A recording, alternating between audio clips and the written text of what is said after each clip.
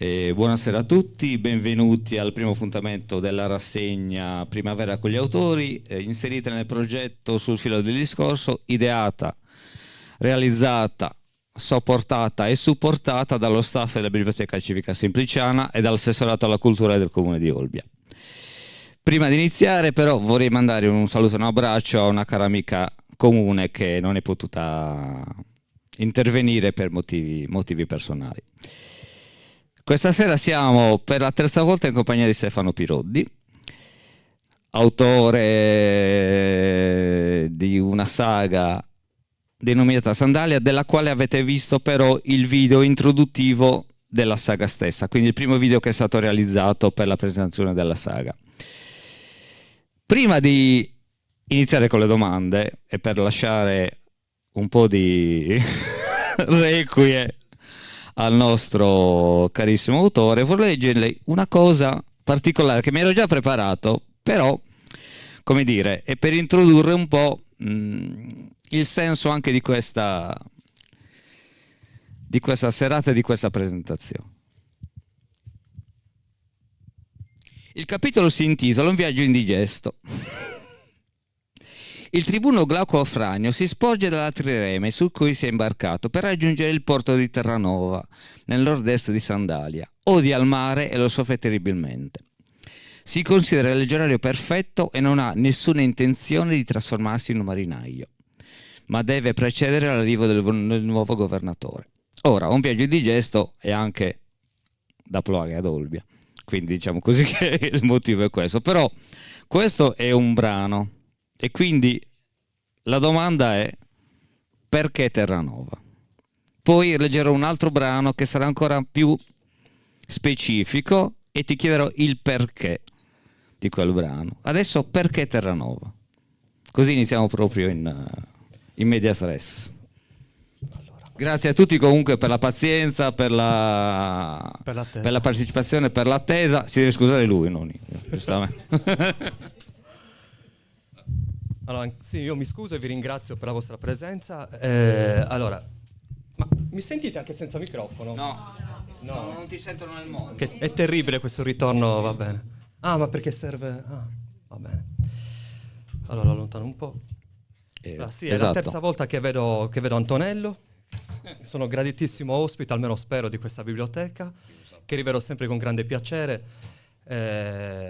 Non ricordavo Antonello così simpatico, infatti quando mi ha visto, dopo un viaggio che mi ha stravolto, il vento che c'è, deve essere tutto veramente... Era già pronto? No, no, ho detto che non ti ricordavo così simpatico, perché quando mi hai visto, anziché abbracciarci, salutarci, chiedermi come mi stai, ho detto, caspita quanto sei invecchiato Stefano.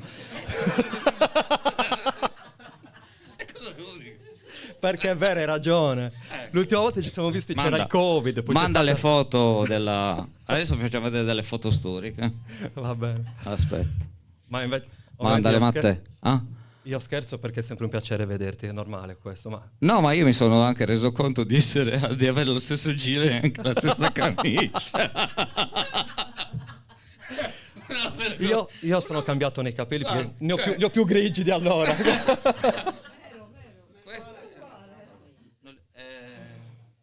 C'è diversa. Il giro è lo stesso. Ah, questa era il Covid, manda quella del Covid. Ma avevo i capelli più neri, ero più giovane proprio. Io ero più giovane. No, io non ero neanche più giovane, ero più abbronzato, quindi. Questo quando era? Oh, ne abbiamo fatto due assieme, non mi ricordo più. Ah, 2021. 2019 è la prima. Sì, vedi che stai invecchiando. Caspita, 6 anni veramente. Non ricordavo. Forse è questo. 1, 2, 3. Questo è 2019, credo. No, assolutamente, incredibile. Quindi adesso puoi continuare. No, pensate che io avevo visto che l'orario di chiusura era previsto per le 18:50, quindi sono preoccupato del ritardo. Guarda che questa è casa mia, no, non casa mia, casa nuova. Poi mi sono reso conto appunto che questa era casa tua, ho detto ma quando hai incominciato a mandare le foto ho detto non c'è più problema di tempo, qui si cazzeggia persino sulle foto, quindi nessun problema. Ti dico la verità su che cosa abbiamo cazzeggiato. Allora, praticamente era tutto già predisposto. Abbiamo mandato il video, ti stavamo aspettando e a un certo punto finiva il video, partivano i fumogeni e tu salivi vestito da guerriero nuragico con i libri sotto braccio. No, l'armatura l'ho dimenticata. Vabbè, la prossima volta comunque. Adesso, al di là della premessa che ci sta, perché comunque abbiamo un attimino, io ero veramente preoccupato per il ritardo, molto anche dispiaciuto nei vostri confronti, però adesso ci siamo un attimino. Allora, se avete visto il video significa che avete già un'idea più o meno delle tematiche, al di là di chi ha già letto il libro, di chi mi ha già ascoltato. Questo video, questo cortometraggio di circa 8 minuti è stato uno degli elementi che ci ha consentito di vincere al bando cinema della regione Sardegna di 2 anni fa, e ora infatti grazie a questo bando cinema siamo in piena fase di pre-produzione del primo film della saga, quindi non più un cortometraggio ma un film vero e proprio. Attori ne volete ancora? No, siamo nella fase di pre-produzione, quindi i casting saranno poi convocati, quindi assolutamente per gli attori ci sarà modo e tempo per poterli selezionare. Per quel che riguarda invece il cortometraggio in sé, allora, intanto per la produzione, giusto un aneddoto, girare un cortometraggio, così come girare un film comunque, è un'avventura umana straordinaria. Ne sono capitate di tutti i colori, alcune divertenti, altre meno. Avete visto la scena con il cavallo, la Vergine Guerriera a cavallo. Non avete visto, perché l'inquadratura non lo permetteva, il cavallo veniva portato avanti dal suo domatore, perché non era un cavallo abituato ovviamente a set cinematografici. E fin qui nessun problema, bastava inquadrare soltanto il cavallo con la Vergine Guerriera. Il problema c'è stato quando abbiamo fatto le riprese dall'alto azionando un drone, perché il drone emette un suono che noi possiamo anche sopportare laddove lo sentiamo, molti non lo sopportano, ma per il cavallo è veramente indigesto. Infatti alla terza volta stava per disarcionare la Vergine Guerriera.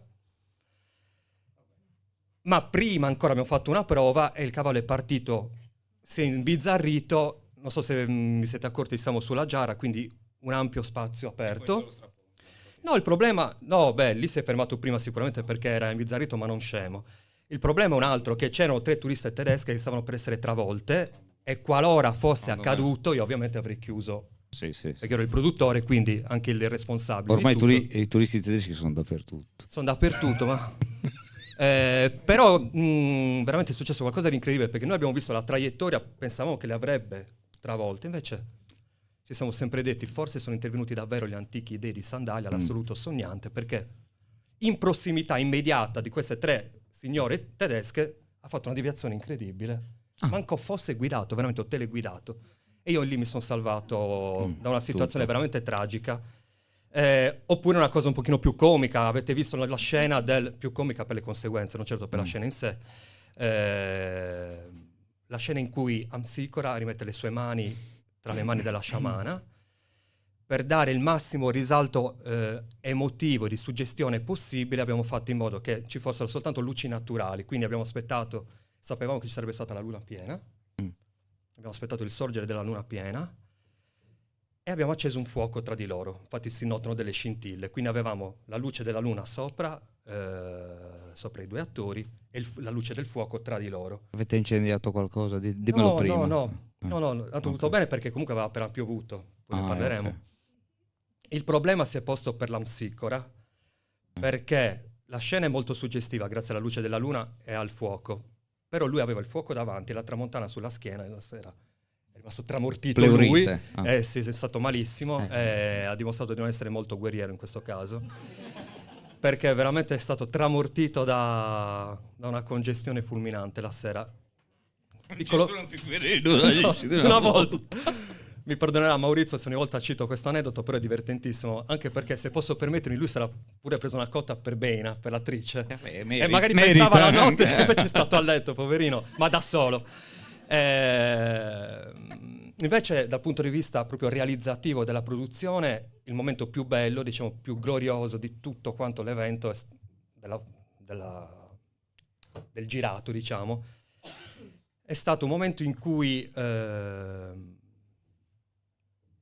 noi avevamo scritto una sceneggiatura e studiato delle scene completamente diverse da quelle che avete visto. Però il giorno prima di incominciare a girare il cortometraggio c'è stato un nubifragio che ha sommerso completamente un villaggio nuragico che era stato ricostruito. Non ti faccio girare la mia campagna, mi raccomando. No, non per me. Cioè, io ce l'ho, no. c'ho anche una domus deiana, c'ho anche tutto. Non però ti faccio venire. Vederlo. Non ti faccio. Quindi abbiamo dovuto riscrivere completamente la scena la sera, ma soprattutto avevamo previsto, visto i ritardi, visto il nubifragio, visto il fango, 3 giorni in più di riprese da fare gratuitamente con una troupe, un cast di 40 persone. Allora, all'inizio dovete sapere, io sono editore, non sono un produttore cinematografico, quindi quando mi venne questa follia di girare questo cortometraggio, mi rivolse a qualcuno che mi disse: Stefano, se vuoi un cast di attori, una troupe di professionisti in gamba, devi andare a Roma o a Milano. Ho detto, ma come, una cosa per noi sardi? Io vorrei puntare su professionalità interamente sarde. Mi presero per pazzo. Però quando la sera proposi a queste 40 persone, tutti sardi, di Nuoro, di Ristano, di Sarcidano, di Cagliari, siamo disposti a stare 3 giorni in più a girare gratuitamente. Chi è d'accordo alzi la mano. 40 mani si alzarono. Voi pensate che se avessi avuto davanti un cast o una troupe di romani o di milanesi avrebbero aderito gratuitamente a un progetto sulla nostra terra? Mai. Vinsi questa scommessa, il cortometraggio l'avete visto, credo che sia un buon lavoro, è servito per farci vincere il bando cinema insieme a una marea di altri documenti. Quindi sono molto contento perché la grande sfida, o meglio, la piccola sfida era di girare questo cortometraggio, la grande sfida era di girarlo insieme a una troupe e un cast completamente sardi, e siamo riusciti a vincere entrambe le sfide. Quindi siamo molto contenti. Per quel che riguarda, quindi esco dal cortometraggio che ha fatto da preambolo a questa serata e entro nel merito della tua domanda. Perché questo viaggio indigesto ha come approdo, destinazione, Terranova, che sapete è Olbia. Tu già lo sapevi, Antonello, se no non avresti fatto questa domanda. No, allora, per descrivere il carattere dei personaggi occorre calarli in determinate situazioni. La scuola del romanzo ottocentesco e anche novecentesco, che non ha, come noi, questa abbondanza di immagini di ogni genere, portava lo scrittore nell'Ottocento e nel Novecento a scrivere dei romanzi in cui si descriveva minuziosamente ogni moto dell'animo dei protagonisti e anche dei comprimari.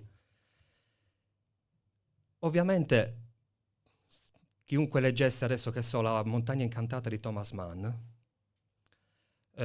oppure L'uomo senza qualità di Musil, si renderà conto di quello che sto dicendo. Migliaia di pagine, di cui la stragrande maggioranza sono dedicate a descrivere minuziosamente il carattere e i moti d'animo. Risulta abbastanza pesante per un lettore moderno. Quindi occorre invece per uno scrittore, diciamo così, contemporaneo, che si deve, non dico adattare o adeguare perché non va mai bene, ma incontrare un pubblico di lettori diverso da quello ottocentesco e novecentesco, provare a far immedesimare il lettore nei protagonisti, nei comprimari, calando i protagonisti e i comprimari in determinate situazioni. Quindi a me interessava far emergere il carattere abbastanza irascibile, permaloso, impulsivo e burrascoso di questo tribuno romano, e perché non metterlo quindi a confronto con un momento di burrasca in mare, lui che è un legionario abituato a combattere a terra, ma deve, siccome è anche molto ambizioso, molto arrampicatore, molto arrivista, deve arrivare a Terranova prima del governatore per farsi trovare lì. Sì, ma il problema suo è che quando arriva a Terranova poi non trova parcheggio a Molubrin. No, assolutamente. E trova un altro tribuno, tra l'altro. Un altro tribuno che è distanza lì, perché lui invece è distanza a Caralis.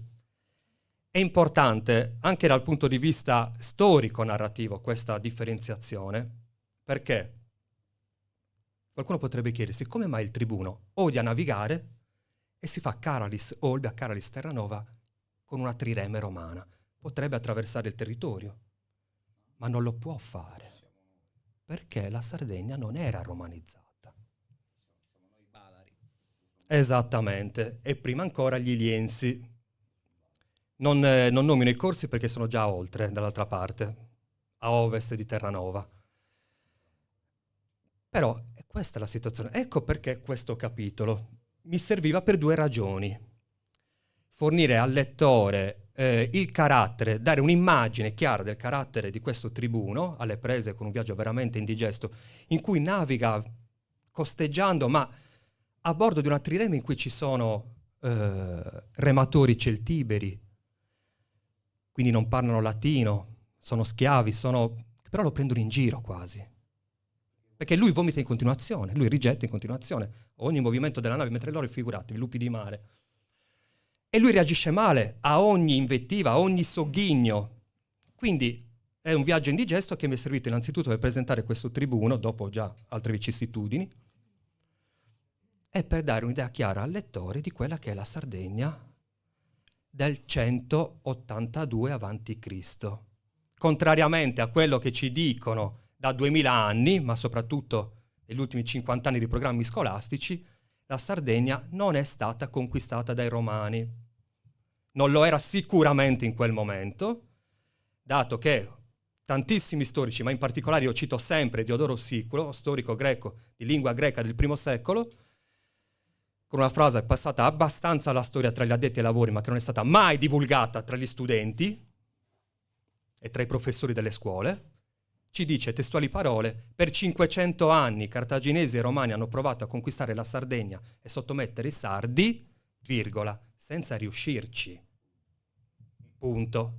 Fondamentale questo. Io cito sempre Diodoro Siculo, ma la stessa cosa ce lo dicono Veleio Patercolo, Orosio, Zonara, tanti storici, persino Tito Livio, che è uno scrivano di corte, chiamato a scrivere una storia millenaristica di Roma, pagato, gli è stato ordinato da Ottaviano Augusto, perché dopo tante guerre fatte contro ogni popolo, dopo tante guerre civili fatte al loro interno per il potere a Roma, Ottaviano Augusto, primo imperatore della storia romana, deve legittimare e anche le sue guerre civili contro Antonio, deve legittimare tutte le guerre di aggressione che lui stesso ha fatto nel suo tempo e legittimare allo stesso tempo i 700 anni precedenti di guerre continue di aggressione di Roma contro ogni altro popolo. Allora cosa deve fare?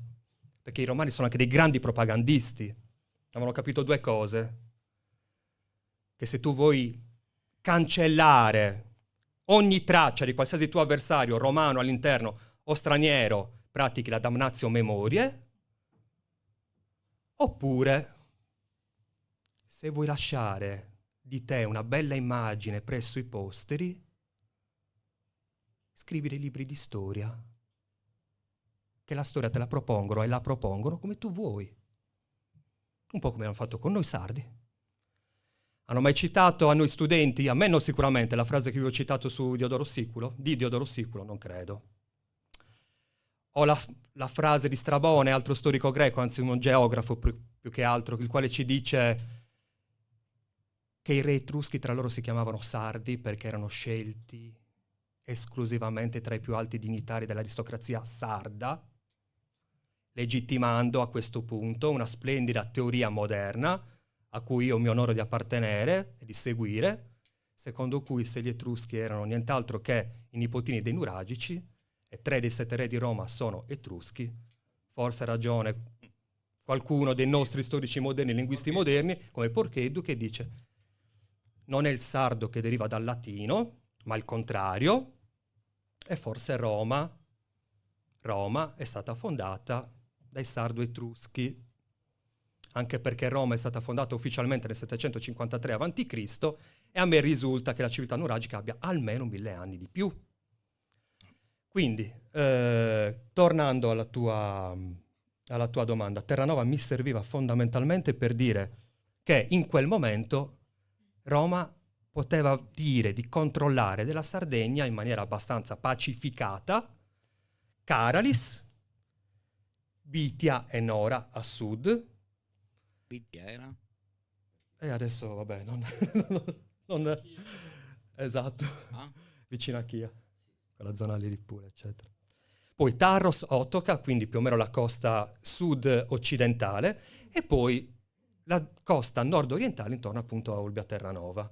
Il resto era abbastanza difficile da controllare, ci hanno provato, così come i sardi delle zone interne, i liensi e balari, in qualche occasione anche con i corsi della zona ovest, nord-ovest, hanno provato tutti insieme a riconquistare quelle zone occupate dai Romani facendo ciò che ogni popolo libero, fiero delle proprie tradizioni, orgoglioso della propria appartenenza a una comunità spirituale straordinaria, avrebbe fatto, cioè provare a riconquistare quella zona della propria terra che era occupata da un dominatore, da un invasore straniero, perché la Sardegna era tutta sacra.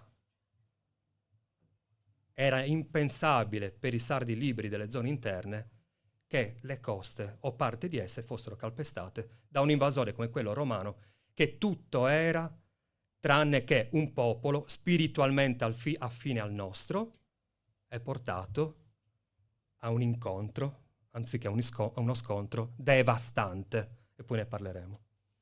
Adesso leggendo questo brano, avrò uno scontro devastante con il 70% dei nostri spettatori. Perché sono romanofili? No, perché sono da Caralis. Ah, ok.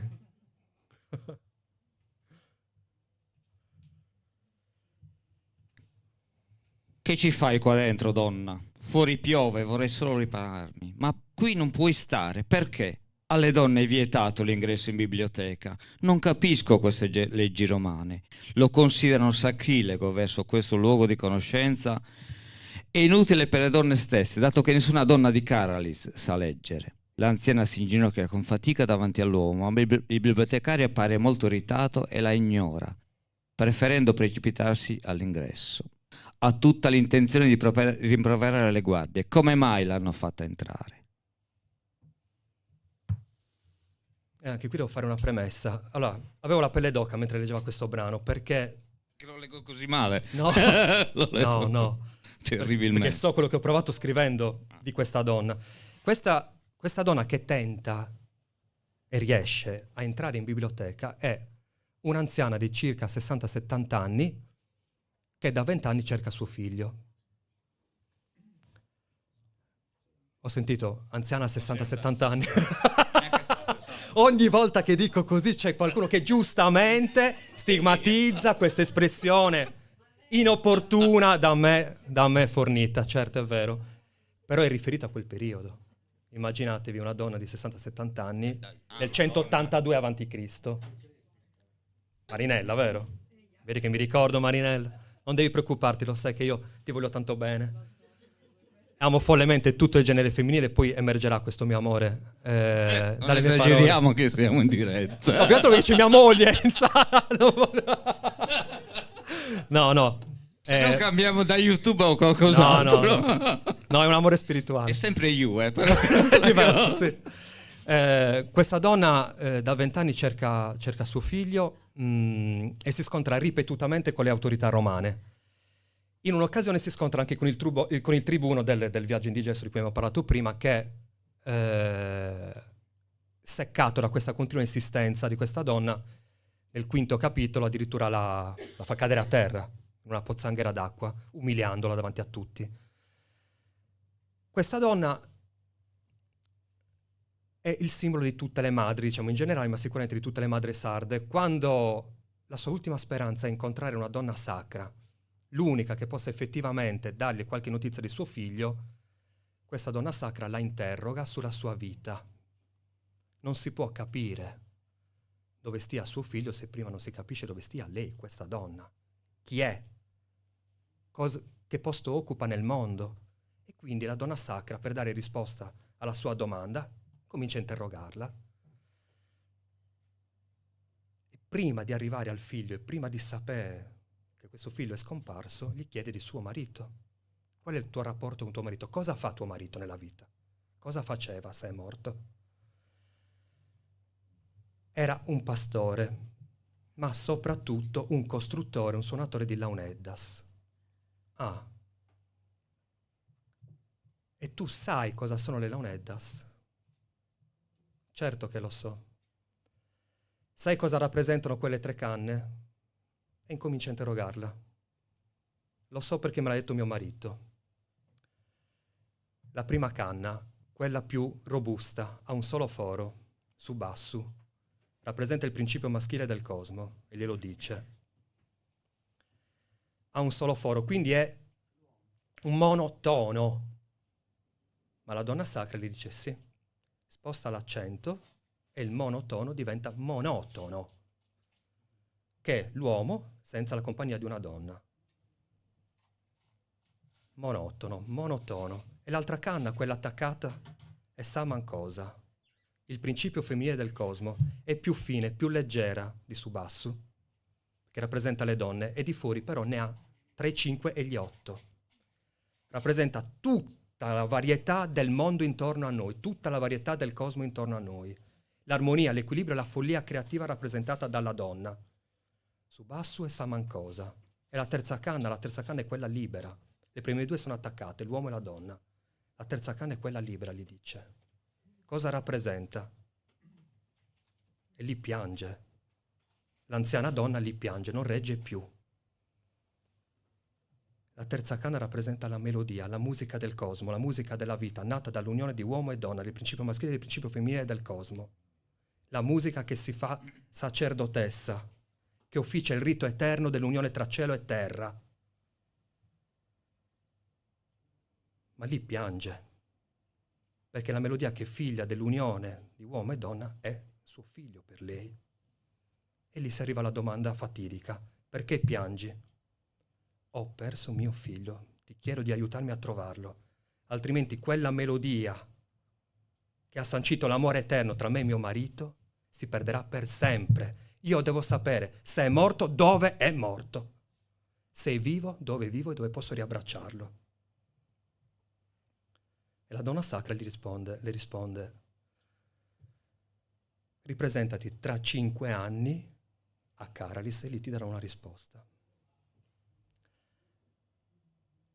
Questa donna, prima di arrivare alla donna sacra, va in biblioteca ed è il capitolo introdotto, anzi letto adesso. Sì, era un riferimento biblioteca a Terranova, ma io volevo darti un altro spunto, non l'hai colto, ti lascio terminare poi. Ok. Però per me era importante dire questo perché sì, no, era lo spunto, era collegato a quello che effettivamente sì. ho letto. Si trova davanti un bibliotecario, un uomo smunto con l'opposto di Antonello, perché è completamente glabro, quasi scalzo, indossa una tunica sempre pulita perché lui è un igienista convinto. Però... Vuol dire che io non mi davo. No! No, stavo per dire un'altra cosa. Igienista malogora. No. Comunque non lo ricordavo così simpatico. È lui che riceverà una lezione di vita da questa donna alla fine del capitolo, esordisce all'inizio del capitolo,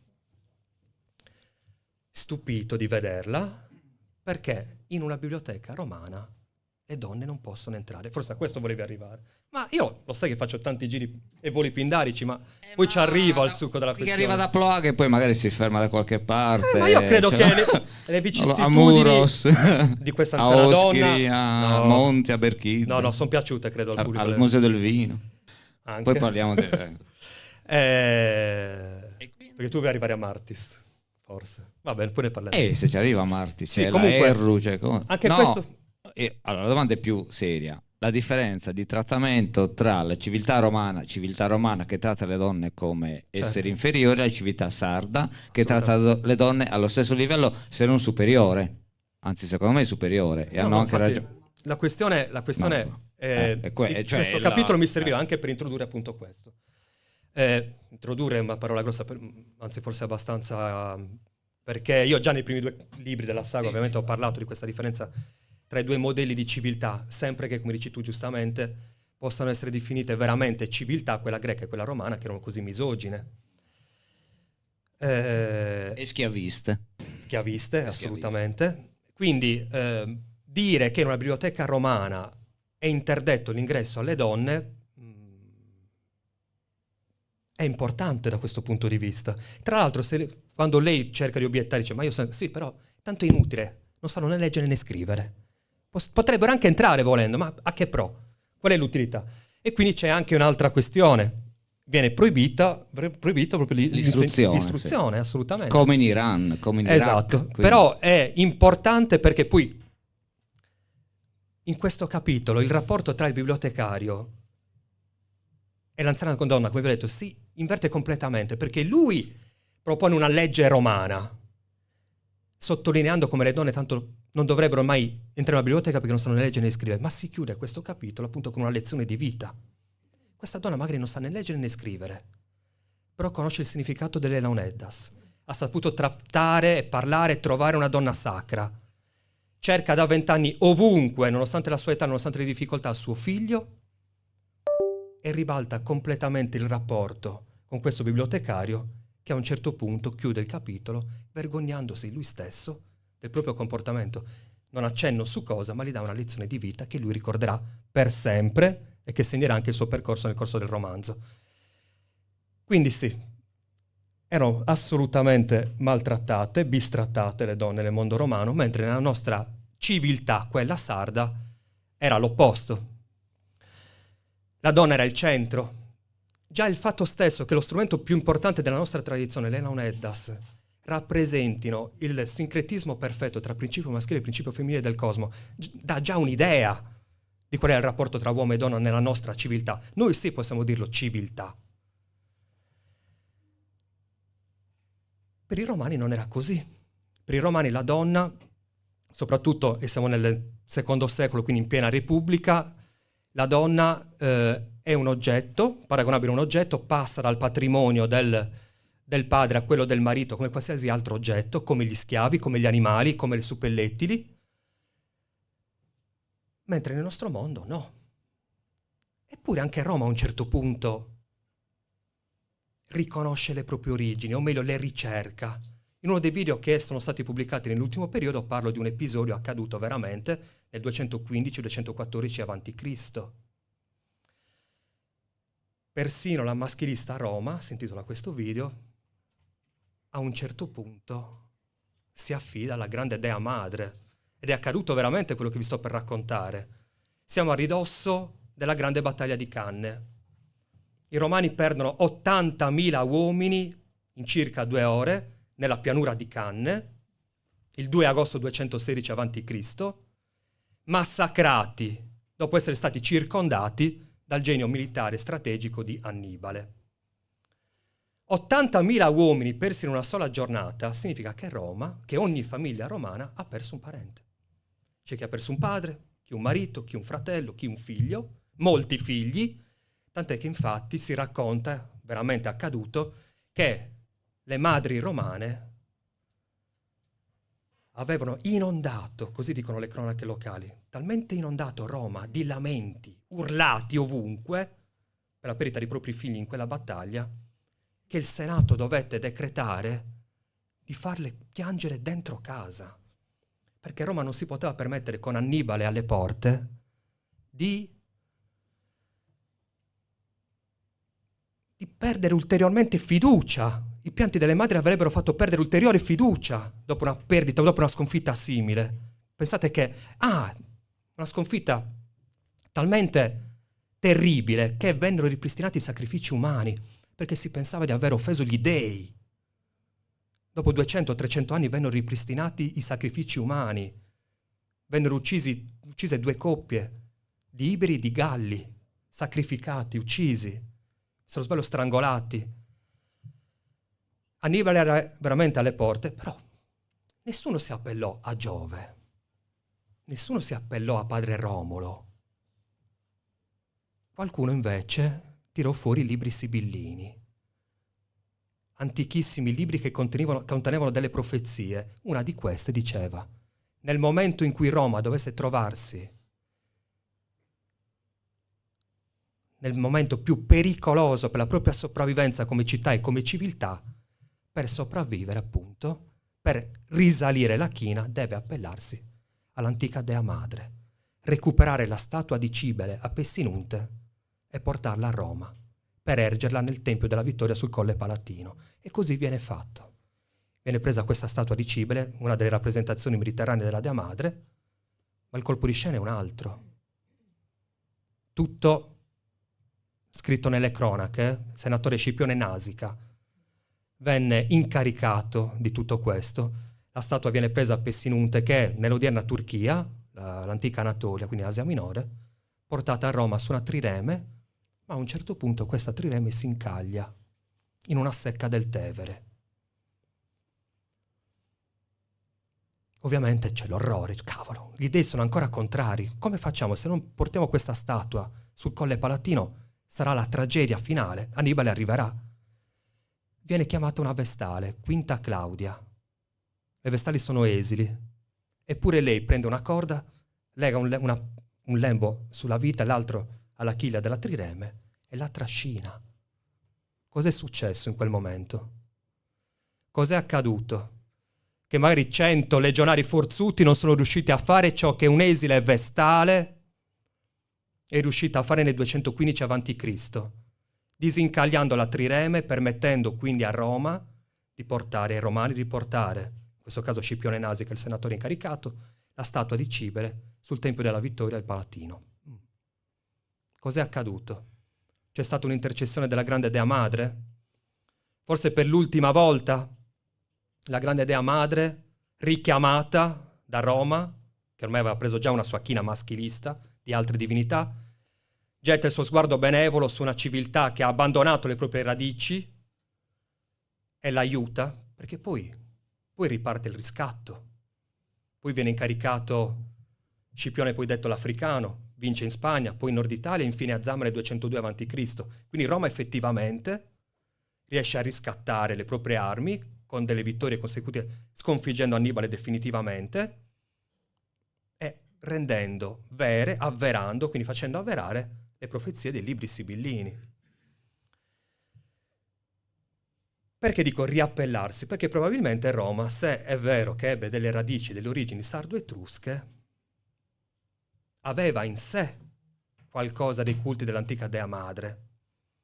E comunque quando venne in Sardegna sicuramente questi culti erano abbandonati da tempo, tant'è che infatti dal 238 a.C., quando sbarcarono per la prima volta i Romani qui da noi, si ritrovarono a confrontarsi non con un popolo e una terra completamente diversi e sconosciuti a loro, ma con un pianeta completamente diverso. La Sardegna del 238 a.C. per loro era come un terrestre che va su un altro pianeta. E fecero ciò che i Romani hanno sempre fatto quando non riuscivano a sottomettere un nemico o a capirlo. Cioè incominciavano con una guerra di distruzione totale, provandoci in tante occasioni senza riuscirci. E qui mi fermo, se no comincio a parlare a oltranza. No, niente, la prossima domanda sarebbe stata sui rituali, cioè vengono descritti tutta una serie di rituali anche nei libri precedenti e volevo semplicemente sapere se, naturalmente c'è stata una ricerca storica, archeologica, archivistica per ricostruirli in qualche modo anche in base alla simbologia comune a tutto il Mediterraneo, la Dea Madre, eccetera, eccetera. Volevo sapere... non è che qualcosa è inventato, qualcosa è sviluppato rispetto a quello che è conoscibile al giorno d'oggi. È stato un lavoro profondo, giustamente, un lavoro sentito, e quanto secondo te ha corrisposto poi a quello che effettivamente si poteva realizzare? Perché qua, per esempio, parlando di Martis, si descrive un baccanale, praticamente. Una rappresentazione teatrale, era una rappresentazione teatrale che però faceva riferimento a un rito antichissimo che deriva dal dio Bacco, secondo loro dal dio Dioniso, che però ha delle derivazioni sicuramente mediterranee e anche sarde da quel punto di vista. Quindi la mia domanda è a largo raggio, cioè quanto c'è stato di studio precedente a quello che tu scrivi? Lo studio è tantissimo, ovviamente, soprattutto per quel che riguarda la rielaborazione delle fonti orali, perché molte cose me le hanno raccontate. Io posso citare almeno due fatti. Parlo delle mamatones e dei riti relegati all'acqua. Mamatones, quindi mamutones, quindi Mamoiada, e c'è una fonte a Mamoiada. Non vi cito il nome, così ve lo leggete, bellissima, così magari la visitate pure. E ci dicono che i mamutones sono legati a culti relativi a Maimone. da cui deriverebbe quindi Mamutone, secondo una delle teorie, una delle tesi. Ok, va bene, ma Maimone, se non sbaglio, è una divinità che non ha quasi nulla a che fare con i sardi nuragici. Però è legata all'acqua. Va bene. Cosa ci dice Leonardo Melis? Mamutones. Divide la parola Mamutones. Tones è il suono e suoni. Mamu, la madre. I suoni della madre.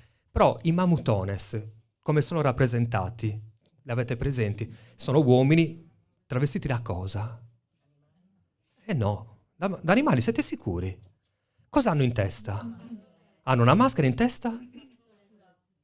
Hanno un fazzoletto. Non è che forse sono mascherati da donna anziana,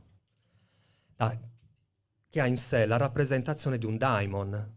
Il volto scolpito nel legno non è un volto etereo, non è un volto angelicato, è un volto sofferto, sofferente, ma anche tragico. Sono quasi dei daimon, ma non nel senso cattolico del termine, di demoni, di diavoli, nel senso greco del termine, cioè di entità soprannaturali che possono anche guidarti. Allora io da questo mi sono reinterpretato completamente i Mamutones, immaginando che in realtà in tempi antichissimi fossero donne. Maimone è un dio legato all'acqua, va bene, allora queste sono donne, sacerdotesse legate a culti dell'acqua. Quindi sposto completamente l'attenzione da Maimone, mi concentro su queste donne e le configuro in una maniera particolare. Se la tradizione ce le consegna rappresentate iconicamente in quel modo, con quel volto tragico, forse è perché in antichità queste donne hanno vissuto delle esistenze tragiche. E quei volti non sono altro che la rappresentazione sacrale consegnata all'eternità di una tragedia personale. Io ho immaginato che fossero donne che avevano perduto ogni cosa. Mariti, figli, che non avevano più nulla, probabilmente persi nelle guerre contro Roma, e che si uniscono in una sorta di confraternita che però in realtà è una sorellanza, perché solo altre donne come loro possono capire la loro tragedia personale, ma non sopportano i suoni della vita, perché loro la vita l'hanno lasciata alle loro spalle, hanno perso tutto ciò che rappresentava la loro vita. Anche perché poi le donne sono sempre state quelle che campavano di più. Sì. E quindi se a un certo punto si trovano sole, senza nessun tipo di supporto si uniscono. Lavorativo, si uniscono, sì. E si vestono esatto. come noi vediamo però rappresentati i Mamutones. Sì, ma si uniscono, come dire, avendo sulle loro spalle il carico di tutto quello che hanno vissuto, della vita vissuta soprattutto interiormente, perché i lutti, le tragedie, le guerre, i figli persi, i mariti persi, i padri persi sono comunque un fardello pesantissimo. Esatto. E non accettano che possano arrivare persone, coppie addirittura, che possano procreare, perché come dice una di loro, per noi sarebbe ormai inaccettabile anche solo immaginare di ascoltare all'improvviso il pianto o il riso di un bambino. Quindi si riuniscono tra loro in quei luoghi appartati che oggi sarebbero l'odierna Mamoiada, intorno a quella fonte di cui leggerete il nome nel libro, che esiste tuttora, creano la loro comunità e officiano i loro riti legati all'acqua. Ma la loro esistenza tragica, il loro essere l'opposto di donne angelicate ed eteree, li porta a officiare riti particolari, come dicono loro, profondamente connessi con l'aspetto più terrificante del principio femminile del cosmo. Noi siamo fatti al 70-80% di acqua, l'acqua è compresa in tutte le cose, persino nelle montagne, persino nelle rocce, anche se magari in percentuali infinitesimali. Un rito che riesca a risvegliare la forza recondita, profonda dell'acqua, ovunque l'acqua sia, esplode.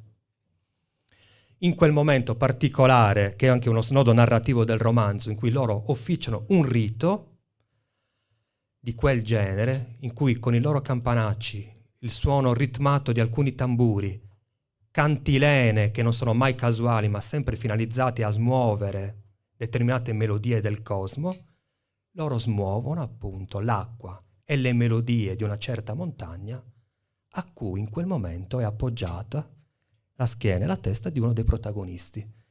L'acqua di quella montagna smossa crea quasi un terremoto e lui, appoggiato a quella montagna, sente un terremoto interiore. È un ex guerriero che ha perso la memoria, ma poiché l'acqua è la depositaria della memoria del cosmo, smuovendo le melodie e la memoria di quella montagna, lui sente smuovere dentro di sé la memoria e i ricordi prima cacciati o repressi perché ha perso appunto la memoria, e che ora quel rito, come la potenza dell'acqua che riesca a distruggere una diga, lui riesce a distruggere dentro di sé, questo rito smuove e distrugge dentro di sé l'ostacolo che non gli permetteva di ricordare il suo passato. Salute. Comunque sono profondamente deluso dal pubblico di stasera, perché alla frase "le donne campano più degli uomini" doveva partire l'applauso, scusa. No, beh. Era una battuta. E comunque fa riferimento a un dato fondamentale, diciamo così, della civiltà sarda, cioè l'importanza della donna in sé, ma anche del lato femminile, anche dell'uomo. Anche sì. Volevo partire appunto per la domanda al nostro pubblico, se c'è qualche domanda. Allora, Sì. Certo, sì.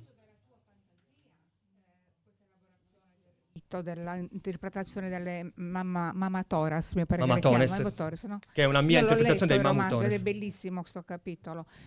O tu hai attinto anche da queste memorie, dai racconti No, delle non c'è niente di anziane? inventato in Sandalia. No? Nel senso che io riporto dei racconti orali, quindi miti, riportati dagli anziani. Al massimo si potrebbe sospettare che loro abbiano inventato qualcosa, ma non credo.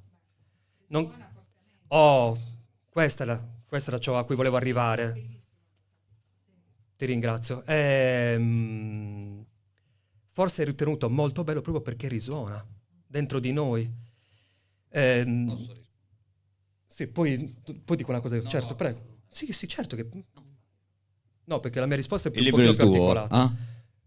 No, io volevo aggiungere una cosa sui riti, soprattutto sulle preghiere, perché il libro stesso si apre con una preghiera, una delle preghiere più antiche, che non l'ho inventata io, una preghiera rivolta all'assoluto sognante, la Dea Madre. Come può un maschietto della specie umana, nato nel 1975, avere padronanza o conoscenza innata di questo? No.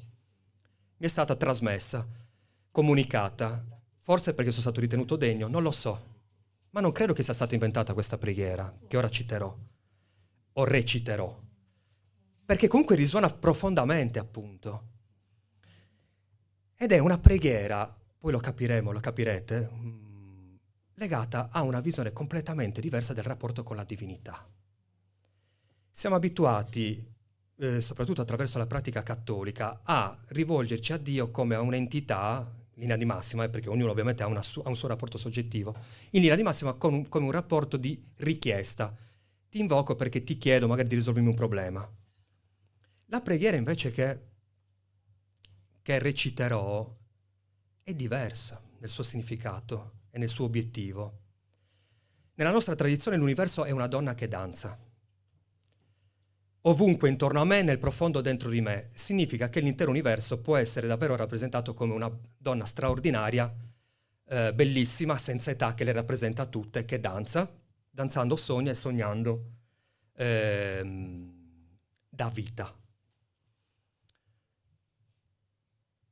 L'infinito è il palcoscenico su cui danza appunto i suoi sogni, è l'eternità, è lo specchio nel quale guarda ammirata il riflesso della propria immagine. È una Dea Madre per una donna, come tutte le donne, attratta ovviamente dall'immagine, dalla sua immagine in uno specchio, ma il suo specchio però è il mondo, il cosmo, la realizzazione di tutti i suoi sogni.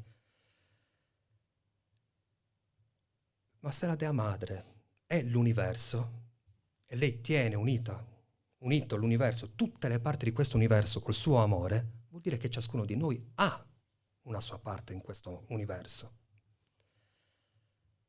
E allora forse il sardo antico, più che chiedere di risolvere un problema, alla Dea Madre chiedeva quello che è veramente il grande sogno recondito, il grande desiderio recondito di ciascuno di noi. Cioè conoscere il senso della propria vita e quindi conoscere dove siamo e perché ci siamo. E quindi il capitolo si apre, anzi il libro si apre con una panoramica su vari soggetti, intenti a fare, stanno per fare qualcosa di importante, l'atto più importante della propria vita. Quindi una sciamana prima del rito, una sacerdotessa prima della danza, un guerriero prima della battaglia, un contadino prima di arare, un artigiano prima di creare, una madre prima di allattare.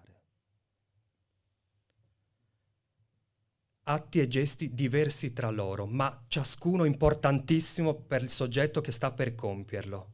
E ciascuno di loro, prima di questa preghiera, si inginocchia a terra e rivolge gli occhi al cielo. In uno di quei momenti, e in una di quelle posizioni in cui l'uomo è veramente, donna o uomo, l'essere umano, anello di congiunzione tra cielo e terra. Ginocchia a terra e occhi rivolti al cielo, per un'invocazione alla Dea Madre che è sopra tutto. E prima di tutto una preghiera rivolta all'assoluto sognante. E con gli occhi rivolti al cielo parlano, pregano.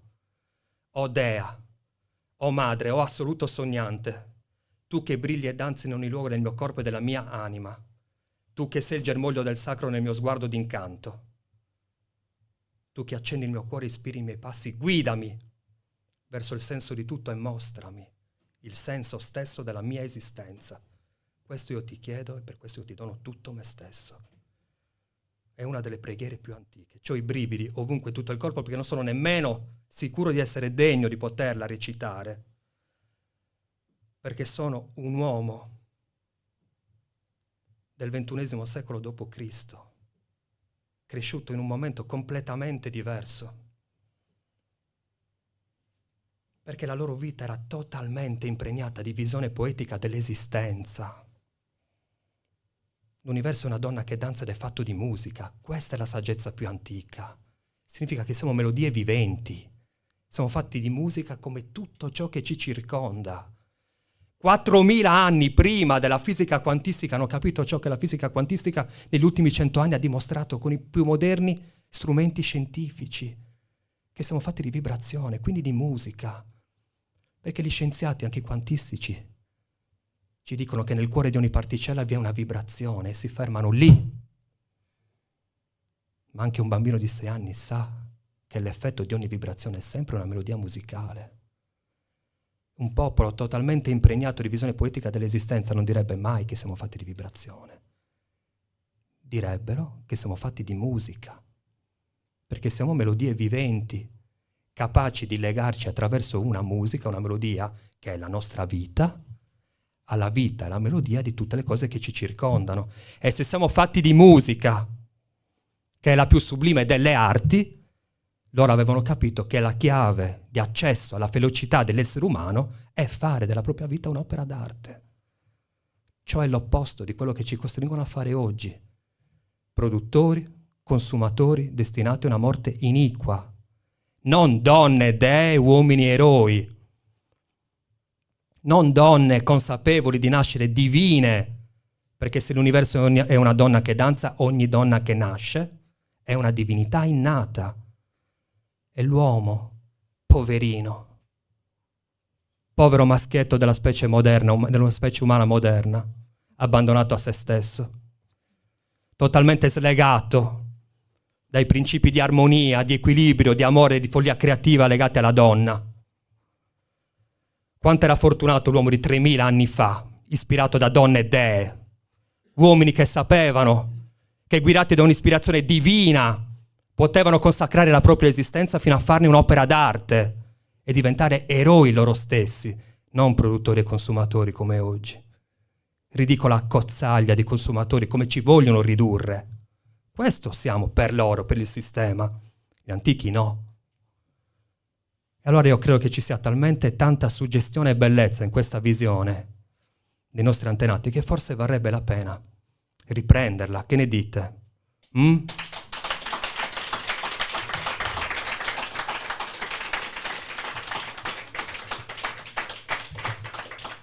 Vi ringrazio per l'applauso, se no avrei parlato per altre 2 ore.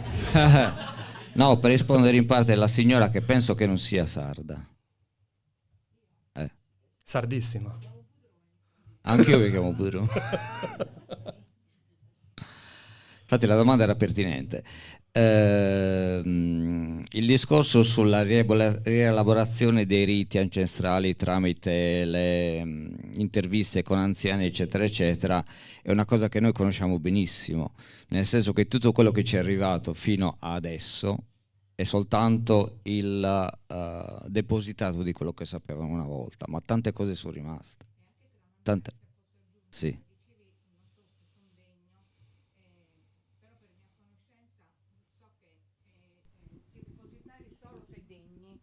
Dall'anziana che sì. Veniva sono le Majalze. È vero. Le maiazze, sì. Le Majalze. Sì, le parole di Sant'Antonio, esatto, sì. La medicina dell'occhio, tutte quelle cose lì sembrano, scusatemi,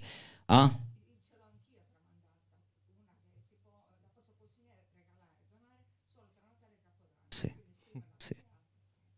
Quindi diciamo così che sembrano cose di superstizione, di cose, ma sono cose vere. Spiritualmente antichissime. E l'ho provato sulla mia pelle, non è che lo so, perché lo so.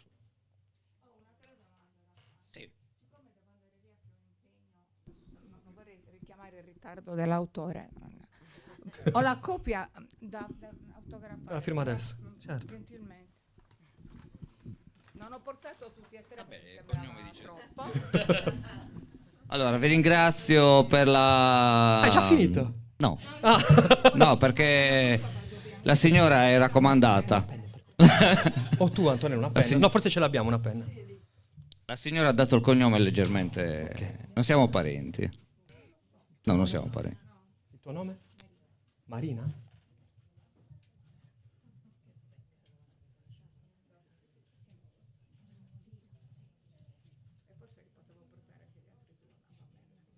La prossima volta.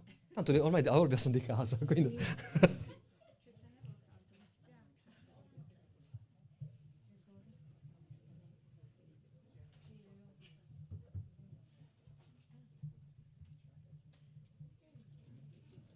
Questa dedica non è casuale, poi capirai. Grazie a te, Marina. Ah, sei commossa? Ah, ok. Ti ringrazio.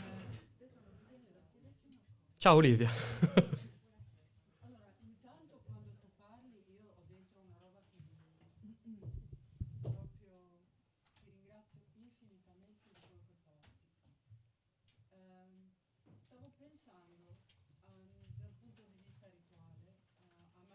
Maimone è anche legato al denaro. Si sente da casa. E non è che mi coinvolge questo particolare pensiero che attraverso la lettura della piccola particella di acqua saltino le rocce. Ed è come se la potenza di un femminile oscuro, o non oscuro perché tale sia, ma perché ha una sua precisa funzione, porti alla creazione del denaro come fattore dividente, perché il denaro nasce come un sole, quindi la vocazione del denaro è illuminare, portare lo scambio, portare il passaggio di conoscenza nella vera luce del denaro. Nella peggiore luce del denaro è il dolore. E mi domandavo come tu hai fatto a ricostruire quella parte della ritualità d'acqua attraverso Maimone, perché mi interessa un sacco. Sempre per intuizione. Qual è la radice di Maimone? Qual è la parola che più vi associate a... Mamma. Scusate. Perché la domanda di Olivia mi dà lo spunto per dire come c'è stato un passaggio, non so quanto voluto, in tutti i percorsi spirituali di ogni popolo, e quindi anche in tutte le religioni organizzate, in cui si è sempre partito da una divinità femminile che diventa uomo. Maimone è una divinità maschile adesso. Ma è per forza così? Che dite? Che la radice, al massimo, posso pensare alla radice mem del greco, riferita all'uomo in contemplazione davanti all'universo. Però mem nell'ebraico è la lettera madre che dice acqua. Quindi? E tutto torna, esattamente. Quindi sarà un percorso sconnesso, disarticolato, però per intuizione sono arrivato a quello. E siccome in tanti mi dicono che comunque risuona, probabilmente è un percorso che ha un senso. Ciao Marina, grazie. Buona serata. Sì. Siamo su YouTube per l'eternità. Poi scoprirete se siete parenti anche, visto il cognome. Ciao. Quindi sì, per intuizione o anche per, non solo per intuizione, comunque instradato da chi qualcosa mi ha detto. E sono sempre donne o uomini di un certo livello spirituale. Perché su 2-3 mila anziani ne puoi trovare 2005 che parlano e magari ti raccontano, tra virgolette, frottole perché hanno bisogno di qualcuno che li ascolti, ma su 200-300 che restano, qualche perla la trovi sempre. Bisogna solo avere pazienza, come già fece Raimondo De Muro, con i quaderni della Neuraiologia nel 78-79. E vabbè, grazie Olivia per questa domanda. Sì. Noi ci conosciamo già. Hai un volto biblico, quindi... Ha un volto pubblicitario. La pubblicità. Ah, ok. Ah, ho capito adesso. Ok.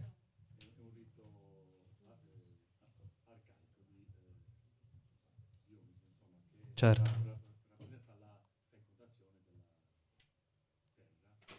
Poi, come diceva Antonello, anche sulla vera origine dei culti dionisiaci ci sarebbe qualcosa da dire, rispetto a un'origine possibile sarda. Però... diciamo così che la civiltà greca è stata ancora più, come dire, furba di quella romana, perché si è appropriato di tutto, cioè degli egizi, dei sumeri, Verissimo. di tutta la popolazione anatolica, e l'ha fatta propria.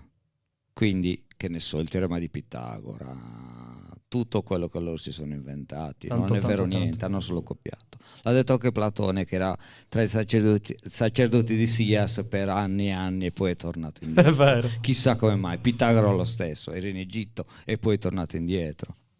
Tutto quello che loro hanno spacciato per loro, grandi scienziati, grandi filosofi, poi erano schiavisti. Chi ha scritto le cose non lavorava, faceva lavorare gli schiavi. Verissimo. E lo stesso Seneca, adesso non per dire. Ne parlo di Seneca. Ne posso parlare di Seneca? Ma devi chiedere a lui perché voleva intervenire. Non lo so. Sì, non hai finito, scusa. Stavo rispondendo a lui che mi stava parlando. Allora, io ti ho conosciuto forse qualche giorno fa su YouTube e ho visto subito che risuonava ciò che dicevi, che hai presentato. Quindi non conosco questi libri, non conosco niente.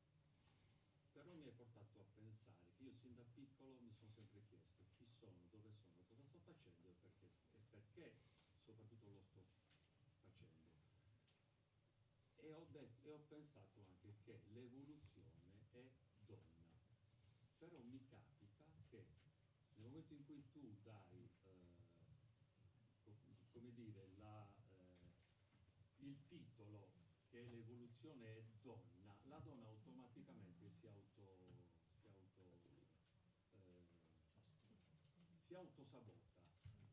La domanda mia è, per riprendere in mano, o perlomeno per le donne che riprendono in mano il loro ruolo di dea madre attraverso l'acqua, perché l'acqua è colei che mantiene le memorie. Certo. Nel caso Masaru è morto, qui ha fatto Tanti belli esperimenti. assolutamente. Quindi io dico anche perché la donna che purtroppo ora ha trasferito il suo lato femminile, lo ha trasferito al maschile, essendo in parte duale, quindi la donna ha perso totalmente ciò che che è l'essenza sua. C'è una soluzione per trovare il modo che il sardo, perché io sono sardo, quindi siamo coloro che hanno creato la matrice dell'Italia, dovremmo fare in modo che loro riprendano il proprio ruolo. Comincia ad adorarci. Adonarci. Posso rispondere? Ti posso rispondere? Però, siccome questa è una cosa profonda, Ti rispondo io. in questo momento fondamentale che la nostra pianeta Terra che la stanno distruggendo, forse non abbiamo capito, è più bello vedere la TV e fare tante altre cose, però questa è una... Ecco. Quindi come possiamo, perché io so che ci sono dei riti, perché cerchiamo di farli, ma purtroppo qualcuno non era concentrato e centrato per fare determinate cose. Non so se conosciamo Gino Fala, che non cerca di fare dei riti per cercare di... Conosco. E quindi, e poi anche altri. Però poi, come dire, abbiamo raggiunto un numero che non era totale per poter fare quella cosa, quindi poi è finito tutto, perché è mancato l'apporto del supporto. Oh, lo stavo per dire. Della Dea Madre. Quindi, Possono dei maschietti, anche se illuminati, da soli fare qualcosa? Sì, posso rispondere. Scusatemi, ma perché dovrebbe dipendere da voi? No, infatti... Non sto dipende da dicendo- noi. Io ho premesso, sono di padre orgolese e mamma olianese. Aiuto. Io vengo dalla terra dell'acqua, quindi abbiamo Sugologone, Iscali, eccetera. Però questa domanda è... No, lui sta dicendo proprio il contrario. Perché Cioè, dovrebbe dipendere da voi, aiutarci a ottenere ciò che siamo? no, l'opposto. No, lui ha detto cosa noi possiamo fare. Come maschi cioè, per fare in restituire. modo, perché voi ora è come che state utilizzando la parte maschile, che a voi non vi fa bene, ok? Però non entriamo in questo... Non entriamo in questo... No, non litighiamo, vi prego. Se posso, ho chiesto, perché è importante che perlomeno si capisca ciò che veramente voglio dire, perché se poi ci si ferma in una frase che è quella che ti ha colpito, che magari ti ha risumato, non andiamo da... La guerriera. Sì. Ok. Ah. Perché si tratta di questo e della musica, quindi vibrazionale, Ah. è fondamentale. Quindi creare anche attorno a noi quel paradiso dove noi siamo, ma l'abbiamo dimenticato. Com'è possibile cercare di trovare il modo che la donna riprenda il suo ruolo attraverso anche una consapevolezza maschile? Aspetta, non risponde. Facciamo una cosa. Ho una comunicazione tecnica. Scusate, ho comunicazione tecnica. Allora, il nostro regista deve andare via, perché giustamente deve andare via. Però siccome questa è casa, non è casa mia, è casa di tutti, adesso terminiamo la trasmissione, facciamo un bello spettacolo e poi rimaniamo qua a chiacchierare. Ok? Ci state? Rispondiamo a tutte le domande. Se ci state... Ringraziamo il regista, ovviamente. Certo, e ci mancherebbe altro, per la Grazie. pazienza e per tutto il coso. Perché- E ci vediamo alla prossima. È chiusa la trasmissione?